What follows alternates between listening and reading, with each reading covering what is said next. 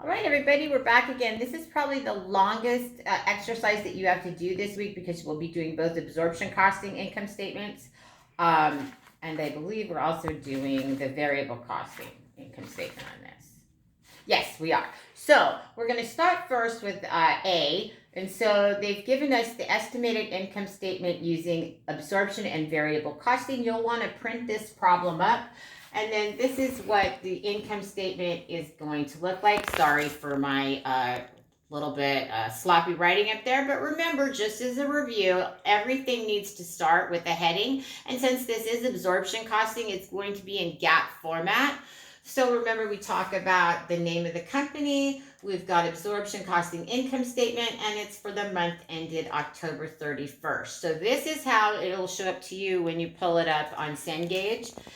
And so the problem tells us that prior to the first month of operations, ending October 31st, Marshall Incorporated estimated several of their following operating results. So if you look at the problem, you'll see that they've given us sales at 40,000 units, and then they've given us all the manufacturing costs for 40,000 units. They've given us direct material, direct labor, variable factory overhead, and fixed factory overhead, and then they've also given us fixed selling and admin and variable selling and admin. And remember, when you're doing variable selling and administrative costs, it's times the number of units sold, not times the number of units manufactured when we get to that point. So they tell us that the company is evaluating a proposal to manufacture 50,000 units right here instead of 40,000 units, thus creating an ending inventory of 10,000 units. Manufacturing the additional units is not going to change sales. Unit variable overhead costs, total fixed factory overhead costs, or total selling and administrative. So for part A, they want us to prepare an estimated income statement comparing operating results if 40,000 and 50,000 units are manufactured in the absorption costing format. So we're going to start with this, and of course the first line of every income statement is sales. I need to get a different pen. Mine died.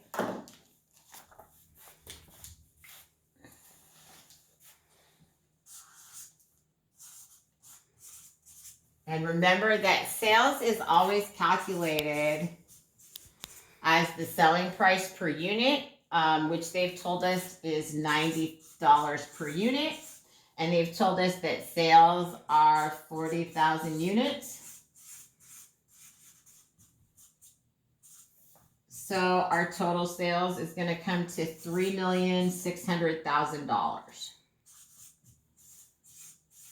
And they've also told us that regardless of whether they're manufacturing 40,000 units or 50,000 units, total sales don't change. So it is going to be $3,600,000 under both alternatives. And since it doesn't change by item, I can put here the $90 selling price times the 40,000 units, just so when you're looking it over, okay? So that's not going to change at all. And then below that, we're going to do our cost of goods sold. So we're going to start with our cost of goods manufactured.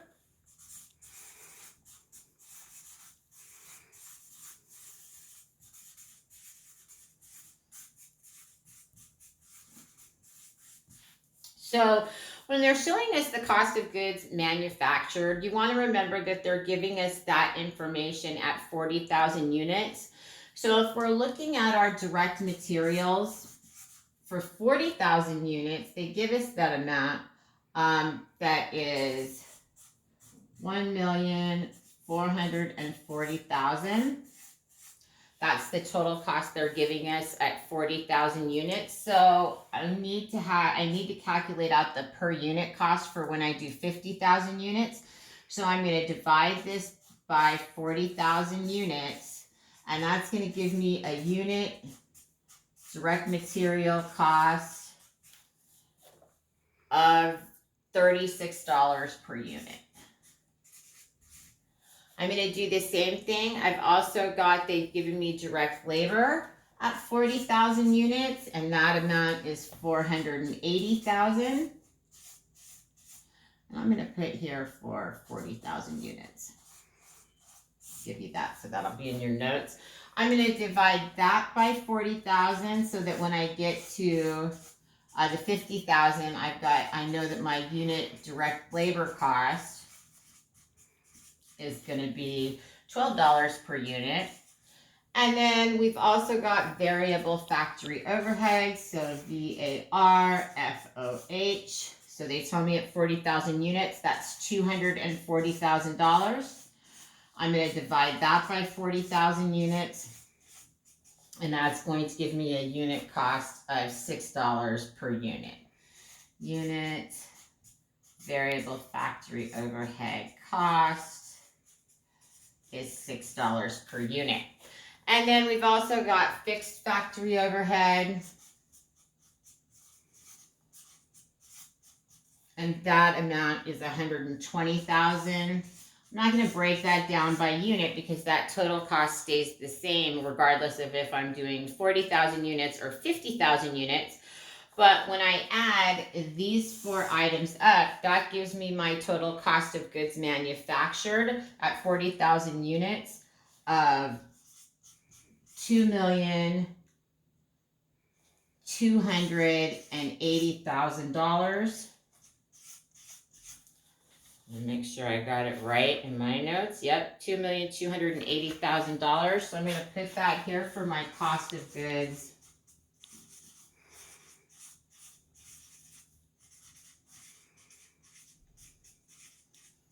Manufactured at 40,000 units, so that's going to be $2,280,000. So this is for 40,000 units. Whoops. I missed my eraser. So we've got that. And then the next line on here would be inventory on 1031. And of course, we don't have any inventory, right, under the 40,000 if we manufacture 40,000 units because we're selling 40,000 units. So now we can calculate out here total cost of goods sold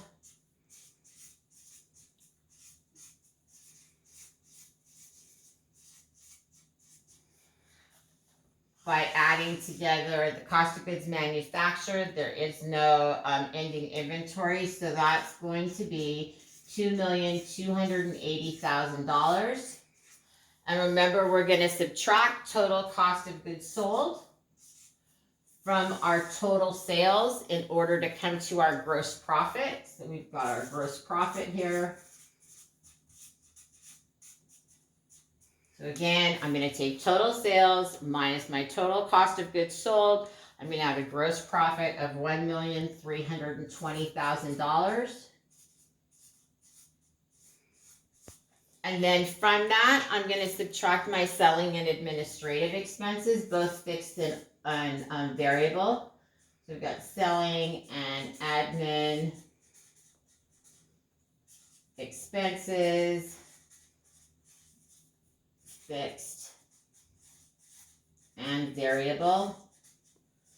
And they give us that in the problem as well. So they tell us that fixed selling and administrative is $75,000. And variable selling and administrative is $200,000, so that comes to $275,000. And that's going to give us operating income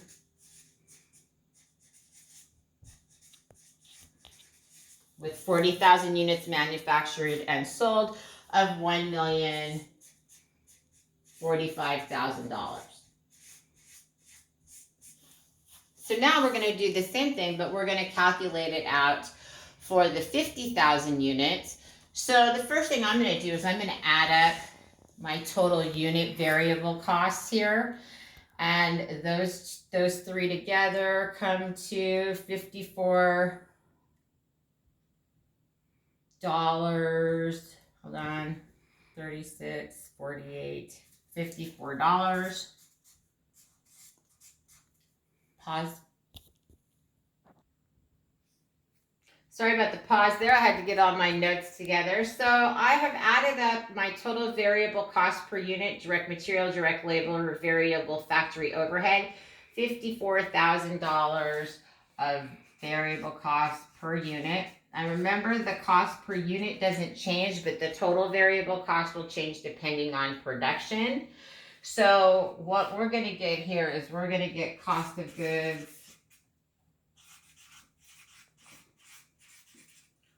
manufactured 50,000 units is I'm going to take $54 variable cost per unit times 50,000 units, and then I'm going to add to that the fixed factory overhead of $120,000. And that's going to give me a cost of goods manufactured of $2,280,000.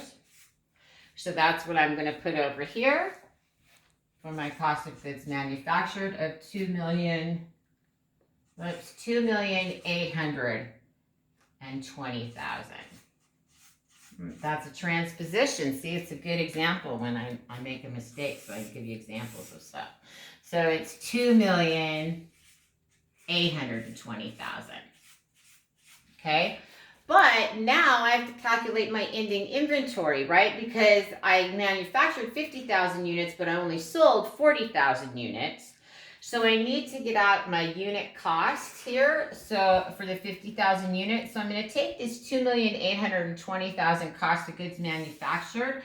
I'm going to divide it by the 50,000 units to get a unit cost, and that's going to come to $56.40 per unit. And I can get the cost now of my ending inventory. So I can do ending inventory as $56.40 times 10,000 units. And that's going to equal $564,000.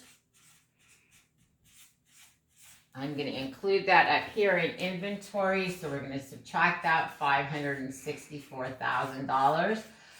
So we have our total cost of goods manufactured. We're going to subtract that items in ending inventory, and that's going to give us total cost of goods sold of $2,256,000.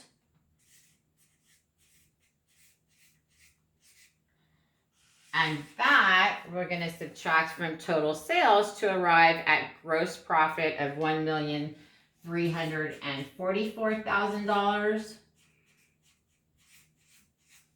That gives us our gross profit. Our selling and administrative expenses don't change because those fixed costs are going to remain constant. And remember, variable is based upon the number of units that we sell, not that we manufactured. We only sold 40,000 units here, so we're going to just have the $275,000. And then here, we're going to end up with operating income of $1,069,000. So why do we have this difference, right? Our sales are exactly the same. Only our variable cost per unit went up. But what happens is we've got this fixed factory overhead on those 10,000 units is what's making up the difference here. So we've got amounts inventoried, cost inventoried. If we have ending inventory, we're going to see an increase in our net income regardless of the units sold. All right, so that's part one.